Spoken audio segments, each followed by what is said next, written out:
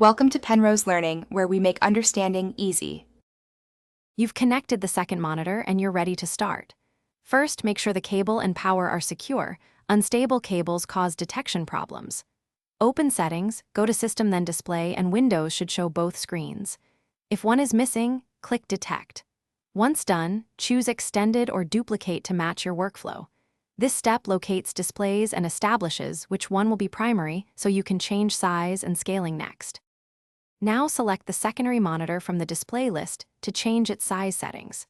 Change resolution to the monitor's native number for optimal clarity, and then adjust scale to make text and UI elements larger or smaller. Scaling preserves resolution while changing visible size. Use Identify to see numbers on each screen, then drag the display icons to match their physical positions so the mouse moves naturally. Make sure to apply the settings, and Windows will give you a preview. Confirm within the timeout to keep them. If edges look off, open Advanced Display Settings to select refresh rate and fine-tune resolution per monitor. Once satisfied, save and test by moving windows between screens. If the second screen still reports wrong size, update or roll back your graphics driver, reseat or replace the cable, and reboot. That driver update is the key troubleshooting tip.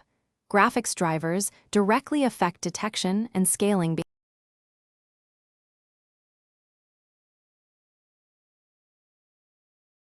Thanks for watching. If this was helpful, leave a like and consider subscribing. See you next time.